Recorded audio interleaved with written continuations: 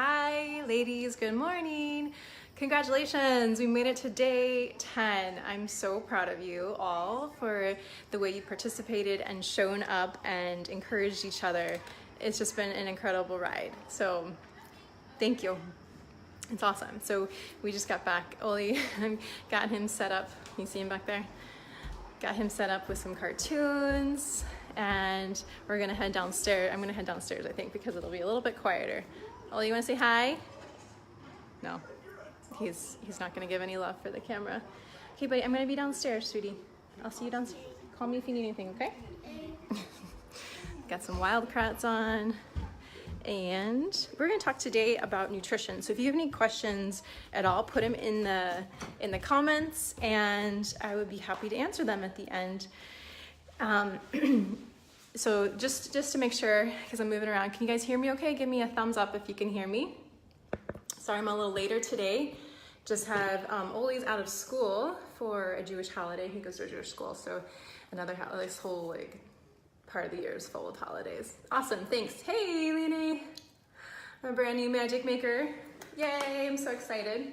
Let me know if you have any, I saw you in the group already this morning posting, so let me know if you have any problems getting to the portal and all that stuff. So anyway, had a little bit different kind of morning today, so couldn't get on at 9:30, but here we are. We're gonna be talking about some nutrition strategies, the 3 top most effective nutrition strategies that I've used and that I found really helpful for the clients I've worked with, as well as the ladies in the Magic Makers movement. These are the dial shifters. These are the ones that really create the most momentum and change without a huge amount of time, energy, investment, all that good stuff. Ugh, let me move this back a little bit. So what are they? I want to break them down. And again, like I said, if you have questions about nutrition or about the Magic Makers movement or about anything that we've covered so far in the 10 days, put them in the comments and I'll be sure to answer those at the end. Or if I can see it later, I'll come back to it. If you're watching later, please still put your questions in. Okay, so the 3 things that have been the big rocks. So when I say big rocks, I mean the things that make the biggest impact on our health, our weight, our well-being, with regards to nutrition. The small rocks are those little details that we can often get kind of caught up in, but don't make a big difference in our life, in our weight, and all those things maybe that are trying to achieve our goals. So the big rocks are those things that make the biggest impact and where I would love for you to focus your energy. We've been working obviously with this challenge on fitness, and again, I think if you can kind of tell, I've been focusing on the big rocks, right? Like just getting that momentum going, getting that consistency. We haven't been super strategic about like the nitty gritty, about, like how much exactly repetitions you need to get in, or it's not like I'm working with you as I would a personal training client and really getting strategic about a specific maybe training goal that they had. We've been focusing on the big rocks. So I wanted to cover and give you some tools for nutrition, because if your goal is increased energy, if your goal is improved health, if your goal is to stay healthy as you age and prevent disease, if your goal is to lose weight, then nutrition, if your goal is to gain muscle, there's so many things. If your goal is any of those things, then focusing on your nutrition is really key. It's actually the foundation. I would say like exercise is a really fun one to kind of start with sometimes, but the one that actually makes the biggest impact on so many aspects of our life is nutrition. So I wanted to make sure I give you some tools on that before we finished up. I didn't want to leave you hanging. I wanted to have you at least have some of the 3 that I go to. So I'll say what the 3 are, and then I'm going to go back and break them down. So the first one is protein at all meals and snacks. The second is getting in veggies at all meals and snacks if you can. So those first 2 are protein and fiber and from veggies at all meals and snacks if you can. And the third one is to automate your nutrition. And again, I'm going to go through that, like what does it mean to automate and really make it streamlined. So the first one, let's talk about protein. And the reason I encourage getting protein at all meals, and if you can, at some snacks, is because it really helps you keep your blood sugar more stable. And when our blood sugar is more stable, it helps minimize our cravings. So the cravings for sugary things, for those snacky kind of foods, carbohydrates, more carbohydrates. So when we have a meal that's mostly just carbohydrates and maybe some fat in it, or a snack, especially if you ever felt this, where you've had, an example, for example, is like on the planes, they hand out cookies, or in Argentina, they hand out alfajores and maybe some of these like crackers. It's like all sugar, it's all carbs. On the planes in the States, they just hand out pretzels and maybe you get a juice from the drink cart. And if you had that, which is fine if you have, but if you're anything like me, like 5 minutes later, I'm starving. I'm like more hungry than I was before. So this is what happens when we eat just carbs or just carbs and a little bit of fat. It actually triggers our brain. It like fires off signals in our brain that we want more of those things versus really helping us feel satisfied and like, yep, I'm good. So it just is a matter of like what hormones are released in our stomach that tell our brain to either keep going or to stop. And so when we just have carbs, the sugar, it really spikes our blood sugar level. It releases insulin, which is a fat storage hormone. It has other roles too, but it can really cause us to store more fat. And so, you know, it can really be difficult to lose fat, especially if we're constantly spiking our blood sugar and then having big drops, and then we're craving more. And so, you know, you're gonna be on like kind of a roller coaster like this. So the first two that I'm talking about, protein, and then I'll talk in a second about fiber from veggies, both of those really work together to help stabilize that blood sugar. And maybe you'll see like waves like this, but you're gonna not have a roller coaster ride up and down. So really working more on stabilizing and having less fluctuations. So protein is really helpful for that. It also just is more satiating and really helps you just to feel full with less calories. I don't want to I won't overdo the information, but I want to give you some tools to implement. So, okay, how much, like what's protein? Maybe just let's start with that. Do you guys have questions about like what protein is? Where can we get protein? Because I honestly think sometimes people think they know what things have protein in them, and then they're like, oh, that's actually not a protein source. So just to give you an idea, so protein is, there's 3 building blocks of our nutrition that we can get, like where our calories come from, or the macronutrients. That's protein, carbohydrates, and fats. And proteins you can find from, of course, animal proteins like meat, pork, poultry, fish, and seafood. You can also find it from plant-based sources like soy, hemp seeds, from chia seeds, from other kinds of seeds, from, of course, I'm going to blank on, of course, legumes and beans. And you can find small amounts from, and quinoa is a seed, and it's the only plant-based complete protein. That means it has all the amino acids.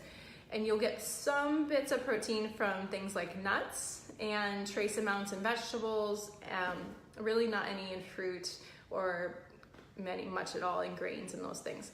So that's where you can find protein, the most easily absorbed and highest concentration, meaning that of that food, the amount of calories that's made up mostly of protein are from animal protein sources.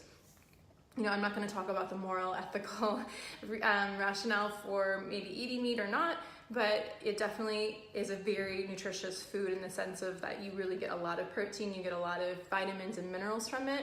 So it's very dense in nutrients, a very nutrient dense food. So little can go a long way. So what I'm encouraging is to try and get with your meals about 20 grams of protein, and with your snacks around 10 grams. And with the meals, like that 20 grams of protein might be a little trickier to try and match or get to for breakfast, but it's probably really easy for you to get at lunch and dinner. And then for snacks, it's a little tricky to get to 10 sometimes with our traditional snacks, unless we are very intentional about getting in little bits of proteins from things like eggs, or I forgot to say that those are protein sources. So eggs and dairy products are also protein sources. So unless we're very intentional about adding those things into our snacks, we can oftentimes just rely on what's the most convenient. Carbohydrates. Carbohydrates and fats are really easy to package up. They don't perish, so they're really easy to grab and go. And they're also, right, they trigger our brain to want more, so the food industry really pushes them. Sugar, fat, salt, they are addictive. They literally like trigger our brain to want more. So of course the food industry is going to like really emphasize those things in the snack foods, at McDonald's, all those places that are really gonna, anytime you can get really pleasurable food that's just like addictive. It just makes the brain want more of it. Of course, the food industry is going to want us to have those things, right? They don't even have to do marketing for it. Our bodies are just like going to get like addicted to it and want more and more of it. So it's a really easy sell for them. So what it takes is like really shifting into trying to get more protein in. It becomes more of an intention. It just really honestly makes our snacking and meals more intentional by saying, nope, I'm going to make sure I get a good source of protein at every snack, every meal. And that alone will cause pause. It's going to cause you to pause and kind of rethink your options and your choices. So an example of at least 20 grams for breakfast would be a couple of eggs, maybe scrambled with some vegetables and a half a cup of quinoa in there. And that would get you pretty close to 20. And then, because you're going to get a little bit from the vegetables, you're going to get a little bit from the quinoa, and then you're going to get about 14 grams from the 2 eggs, for example. Or you could do like a couple egg whites and a whole egg, whatever, just as an example. Or you can do a protein smoothie with a scoop of protein powder, and that's going to give you about 20 grams usually, and then throw in some vegetables like spinach or frozen chopped zucchini, and then a little bit of fruit, and then you're going to get your 20 grams at least that way. For lunch, it could be, I love big salads with, a palm size amount of like tuna fish, like even just canned tuna, or some salmon that I've cooked the night before, or again, a couple of eggs and some chickpeas. That's usually what I love to do. Just a kind of a combination of things. If you are more vegetarian, I would say at least a cup of beans or lentils, and then add in maybe some seeds to it for other source of protein. You're going to get some protein from the greens, and then maybe a hard-boiled egg or some more to boost it up a little bit. If you're using animal protein, about a palm size is a good amount for about 20 grams. And then for a snack, it could be Greek yogurt, like a half a cup to a cup of Greek yogurt that's packed with protein. It could be plain yogurt if you're in Argentina, if you can find it. It's a little bit trickier. It could be mozzarella, like fresh mozzarella is a really higher protein source of like a cheese. It could be things like just having a little bit of leftovers for a snack. It could be having a hard-boiled egg with some sriracha and salt on it maybe, and some sliced veggies on the side. Really, you can kind of mix it up, some hummus maybe with some sliced veggies. It won't maybe get you fully to 10 grams, but it's going to give you more protein and fiber than maybe grabbing just like pretzels or something. So again, trying to figure out how you can maybe get things up to about 10 grams for your snacks. And then for your dinner, usually naturally in most of the Western cultures, Northern cultures, we tend to really overdo it with protein at dinner. So what I encourage a lot of people is we all over the day tend to get enough protein. That's not a problem. We're not protein deficient as modern societies. We just heavily weight our protein all at night. So, we tend to get like 50 grams of protein at night, and then maybe like 5 to 10 grams at breakfast, and none at our snacks, and maybe 20 grams at lunch. So the whole day we're getting enough protein, but it's really not spread out. So then we're not having that benefit of satiation, or we're feeling satisfied, and stabilization of blood sugar. So we want to kind of spread it out more. So we're not having this huge dinner, but you're maybe, having a bit more at lunch, a bit more at breakfast, and then a little bit at your snacks. So 20 grams at your meals, and then at least try and get to 10 grams for your snack, or if you snack at all. So that should give you a starting point. The hardest ones I usually find are breakfast and snacks. Usually we do fine with getting protein in for our lunch and dinner, but if you have specific questions about that, let me know, and I'd be happy to answer them. Okay, and make sure you put your questions in. Are you guys with me? Just give me a thumbs up if you're following. I know I'm talking really quickly because there's a lot of information. I mean, like, nutrition's a huge topic, so I want to give you good information without overwhelming you. So I really want to try and focus on some key action points. So that's the action point for the number one is protein at all meals and snacks. Aim for 20 for breakfast, lunch, and dinner, and then 10 for any snack that you have. And that just immediately creates like pause where you're thinking through, you're being more aware, and having to really like be intentional about adding it in rather than just grabbing something quickly, because usually the quick grab and goes don't have much protein in it. Usually they're full of carbs and fats. Okay, let me grab a quick sip of water, then we're gonna move on to 2 and 3. 2 is veggies at all meals, and 3 is automating your nutrition. Okay, I didn't see any thumbs up. I don't know if you guys are with me. Okay, awesome. So, cool. Sane, I don't know if I'm saying your name right. Sane. I hope I am. Cool. Thanks, guys. All right, I'm gonna answer some of those questions that are a bit more lengthy at the end. Veggies at all meals, number 2. So, or 3 times a day, because sometimes breakfast can be a bit tricky. But again, just the intention of thinking about trying to get our foundation of our meals with vegetables, it changes our perception, it changes our focus, and it just, even if we don't necessarily do it every meal or every snack, it's the intention, right? It's that what we do most of the time matters. So it's just helping us to kind of like get the intention there, and it'll help increase our vegetable intake. And what I want to kind of, I'm not going to go in too much depth on this, but again, it's similar to the protein in which, especially if fat loss is your goal, and just overall health, because vegetables are like the gold mine for not just vitamins and minerals, but antioxidants and so many things that are in harmony with each other in a actual plant food, not from like a vitamin, that we still don't know. I think there's still interactions between like the micronutrients and things, elements of the vegetables we don't even know yet, that they're magical to eat them in whole form.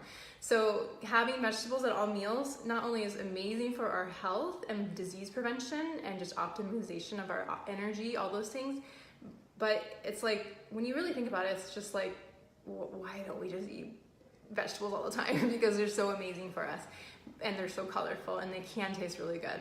But also because if you're trying to lose weight, they are your go-to for the foundation of your meals. At least 50% of your meals should be low-carb veggies, and I'll distinguish what those are in a second.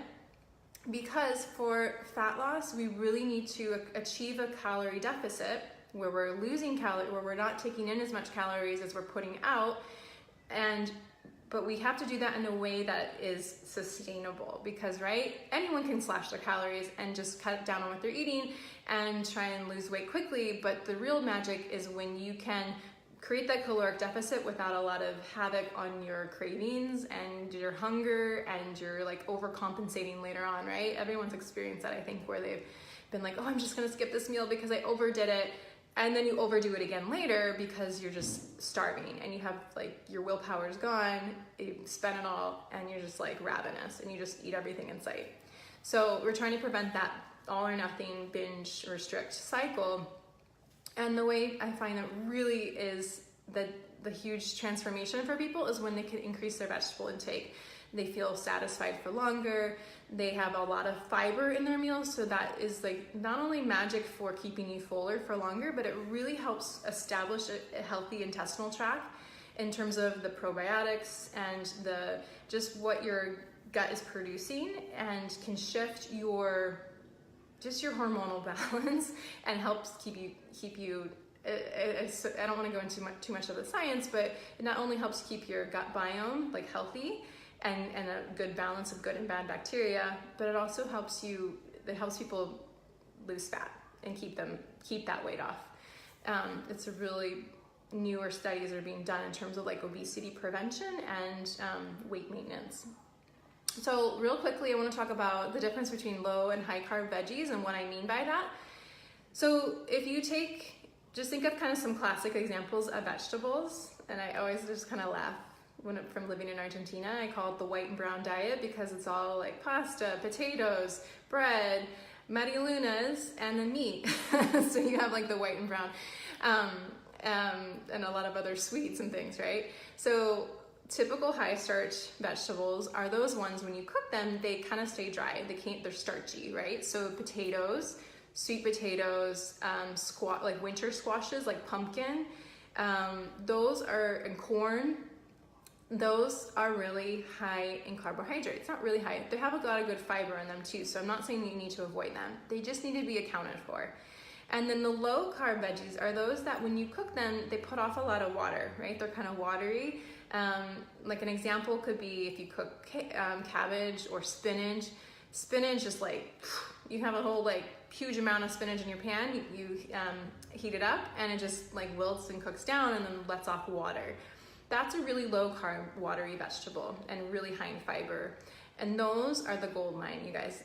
So things like leafy greens, lettuces, zucchini, so those summer squashes, tomatoes, of course I always forget what I'm on, the cucumber, radishes, oh my gosh, eggplant, broccoli, cabbage, so all the cruciferous vegetables, cauliflower. Those are low carb veggies. Those usually put off a lot of water when you cook them. Mushrooms are another classic one that really let off water. So those, as much as you want, just go crazy with them. Have as much as you can. And I usually encourage at least 50% of your plate of low carb veggies.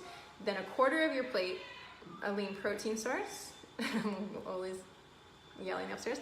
And then a quarter of it is about like high starch vegetables, some whole grains. You know, I'm not gonna go into like paleo, all that kind of stuff, but I would say like, so half vegetables, low carb vegetables, a quarter lean protein, and then another quarter would be, you know, that's a plus or minus for people. Carbs are like the one that's the most variable for people. But I usually aim to get my carbs from vegetables because you get more fiber often and you get more vitamins and minerals. What, sweetie? Okay, well, you're just gonna need to wait for a minute, honey. We have a cleaning lady here today. It's just a busy day. So she's vacuuming. He's not happy about his show being too quiet. It's like not loud enough. So I might have to go up there in a second. Okay, let me know any questions about vegetables. Okay. Awesome. Hey, Erin. Hey. Okay, so we got Erin, Jill. Nice to see you guys on. Cool. Let me know any questions, you guys. So first one we went through, if you coming on later, was protein at all meals and snacks, looking for 20 grams at breakfast, lunch, and dinner, and I gave you some examples, and 10 grams for snacks. So I gave you some examples if you want to go watch that later. Second one we just finished was going over veggies at all meals, so trying to get, or at least 3 times a day. So say you don't get veggies in at breakfast, but, you know, and it's okay, like, the intention is to try and get them at every meal. But say you don't get them at breakfast, then maybe if you do have an afternoon snack, you really make an intention of adding some sliced veggies, or to like your hummus and dip, or if you're having a hard-boiled egg, having some veggies on the side. Doing something where you can get in vegetables at your snack, or a green juice, and then at lunch and dinner having veggies. So I know breakfast can be the most challenging, but it's possible, totally possible. And we go over all this. Oh my gosh, this is the focus for the next month in the Magic Makers. That's gonna be our theme, is veg life, like living the veg life. And we're not saying that we're vegetarian or plant-based, although that's amazing if that's what you choose. But again, this goal, the challenge, we did it in the past about 6 to 12 months ago, and it was transformational for people's nutrition, so for the ladies' nutrition, and they've asked for us to do it again, to just like recommit to it and focus on it. And I just think it's an amazing place to start for your nutrition. If you're not sure where to start, focus on your vegetable intake and really get to that point of trying to get half of your plate from low carb veggies, and just focus on that if you need to just simplify it down. Okay, third one, we're gonna talk about automating nutrition. And for automating nutrition, it's kind of this thing where I'm someone who really loves to enjoy my food. I mean, if you know me, you know this. I love food, I love to enjoy it, and I love to have rich, delicious meals, maybe not, you know, excess or anything like that, or large portions of them, but I love food. So I'm never gonna tell you to not eat things that you love. That's one of my huge mottos, is love how you eat. But a lot of the time, I'm eating kind of the same things for breakfast, the same things for lunch, and I have those just really like lock and load, just streamlined, and I don't have to think about it. It completely takes off the guesswork. I know what I'm gonna have for snacks. And about half of my meals are automated on just autopilot, where I'm not wasting time and energy, I'm not wasting willpower, I'm not adding more exposure to temptations. And let me tell you guys, it makes it so much easier if you just have like half of your meals like automated, and then, you know, you have that flexibility, and then you have the reserves of your willpower to really navigate some of those choices, maybe when you eat out for dinner or when you're on vacation, and it buffers you a bit. So if you kind of have like half of it just on lockdown, and you kind of like, yep, breakfasts are maybe one of 3 things, like a green smoothie where I get some vegetables and a good amount of protein and fiber in there, or it's a veggie scramble like I had with Oli this morning, along with either some fruit or some quinoa in there for a little bit of carbs and fiber. Or it's gonna be like something like a frittata that I make ahead of time. Those are kind of my 3 go-tos. And same for lunch. I almost always have a big ass salad is what I call them. So it's a huge salad with just like tons of low carb veggies from the greens and other like radishes, tomatoes, green onion, all those kinds of low carb veggies, a little bit of starch from either a starchy vegetable or from a bit of like quinoa or some kind of like brown rice or something. And then a good chunk of protein from tuna, hard-boiled eggs, not all at the same time necessarily, but a little mix and match. And then my dinners are usually a bit more variety, but even that, you guys, we kind of have our go-tos. So you can automate in a couple different ways. I usually like to have like half of my meals, so like breakfast and lunch are usually my sort of like standards. And I can kind of, you know, play around with it to make it interesting, or have sometimes where I change it up. But those are usually my standards. And then with dinner, we kind of mix it up. But even with dinner, you can kind of automate that. Mondays, we always have meatless Mondays. And you kind of, and with kids, they kind of like to know what to expect, right? And then Tuesdays, Taco Tuesdays, and you can do like a really healthy taco version. Wednesdays could be a stir fry, for example. And you just kind of have that automated so that you just know, and you kind of automate in that way too. So does that make sense to you guys? Like, do you have, like, give me a hands up if you get this, if it's making sense, or if you have any questions. Awesome. I'm gonna go back now and read some questions, or read what you wrote. So if you have anything else, awesome, let me know. Cool. So Megan, I don't know if you're still on. Give me a thumbs up if you're still watching. And you wrote, can you give us a quick meal prep plan for weight loss, stuff I can get in Argentina? So hopefully, like you wrote that at the beginning. So hopefully, are you on still? Let me know if I haven't answered that, because I think I really went through what it matters for weight loss, for fat loss, is to really, again, if you don't know where to start, go to your vegetables and then your portion sizes. So those, I would say, the 2 things. Really create a salad foundation. So crowd in the good stuff, crowd in those low carb veggies, crowd in the fiber, crowd in lean protein, and crowd out like pastas and the pizza and the medialunas and the sweets, and push those things out as much as you can. Pay attention to your portion sizes. That would be, and honestly, like I was a lower, not that it matters, but my weight was easier to control in Argentina for a couple of reasons. I walked a ton, even more than I do here in Chicago, and was biking a lot too, even more than here because the weather was better there. And number 2, because I couldn't just grab convenience things. I had to make almost everything from scratch, and was really able to, I had to have the mental like shift. I might need to put this in. That I needed to make my things from scratch, and kept meals really simple from like lean proteins and vegetables basically, and some whole grains. So it's really actually pretty easy to do it in Argentina if you kind of get thoughtful about it. Sorry, it's getting loud from the vacuum cleaner. Lena wrote, I try to get out of the snack and have less meals, tend to have 2 or 3 meals and eat chips.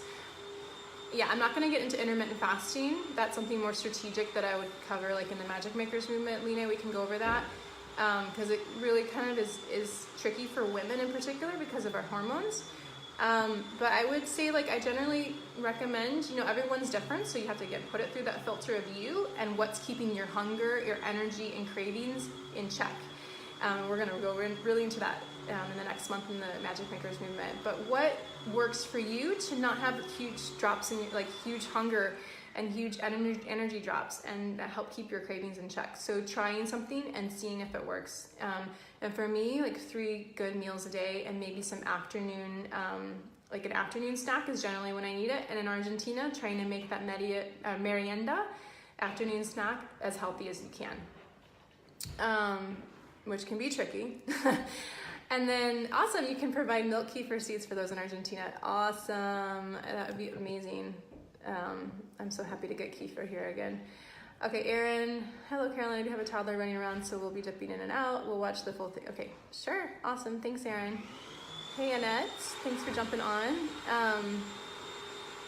Okay, cool, awesome. Hey Bex, how are you doing? So thanks ladies, and if you're watching later, or if I missed anything, please put your questions or comments below. Sorry it's loud in the background. We do treat ourselves to a cleaning lady every 2 weeks, and today's her day. I do miss, when I was in Argentina, I got spoiled with the regular cleaning lady. But it's a choice. We made an investment. So, okay, awesome. We got one more day. You got today to finish up your check-ins. And let me just get this on really quick. You can go outside because it's too loud. I want to share a couple more things.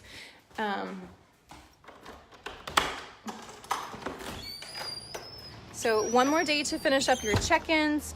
And so I'm going to be doing the drawing tomorrow. So until 8 a.m. tomorrow Central Time, you can put your check-ins and you can catch up if you've been behind. Totally fine. If you've been doing the workouts and you just haven't been on Facebook, awesome. I'm glad you weren't on Facebook. You were living your life. It's amazing. We should all be off of Facebook more. But so just manage. I know how I encourage you to manage your energy around social media. That's awesome. So just come in, catch up with your check-ins so I can give you credit for it, and we'll do the prize drawings tomorrow. And we're going to do one for like participation, those who have really gone above and beyond in terms of their encouragement of others, what they've shared, their insights. And we're going to do one for, you know, a drawing just for those who've actually done all 10 days and just been super consistent. Even if you didn't really share a whole lot, I'm going to put you in the running for that. And so we're going to get some Amazon gift cards, so in your country of choice from wherever you buy from, and also free enrollment to the Magic Makers movement, free month trial to check that out, including a call with me, which is worth $100. So really valuable prizes that I'm excited for the winners to get those tomorrow. And of course, you know, let me know. I'm going to be sharing another couple testimonials today from ladies in the Magic Makers movement. So check those out and just to see if it's a good fit for you. There's absolutely no pressure at all, you guys. I just hope that you got some tools out of this challenge. And then if you want some assistance and want some guidance going forward, you want some support, we're here for you. It's available to you. I only open up the Magic Makers movement to the public twice a year. For you guys, you have access to the discount for until midnight tomorrow. And I just want to make sure you understand everything about it, have the information available to you so you can make a decision to see if it's a good fit or not. That's it, you know? This whole challenge is completely free. There's no pressure to continue. But again, I just want to make sure it's a service that if it's something that matches for you, we can help you keep going, right? You guys are on a rocket ship and I want to keep you going. Keep making those changes that are going to just hopefully improve your life and help you feel better and just show up and reach your goals. If you have goals that are related to weight loss, then it takes time, and it really can help to have that support and the guidance to troubleshoot for you, to know if you're doing the thing that's the best for your unique metabolism and your body type. It's just really helpful to have someone that you can check in with, and then the support of other ladies who are in it too. Oh my gosh, that's been a huge thing for the Magic Makers movement. I'm kind of a lone wolf in how I work out and do my own stuff, but others really, really thrive on that group support, and to be able to say, hey, I'm going through this, and to have other people be like, oh my gosh, I'm going through that too. So I think you guys have felt a little bit of that already in the challenge. And what's cool about the Magic Makers movement is just that it's smaller. It's about 25 to 35 women, and so it's much more intimate. We really get to know each other and support each other through all the ups and downs, and get to celebrate the wins that happen. So let me know any questions about it, and we'll see you guys soon. And I'm so excited for a couple of the ladies who've already jumped in early this morning that are joining the Magic Makers. It's been really fun to welcome you, get you going in there, and can't wait to add some more of you. So talk to you soon. Ciao.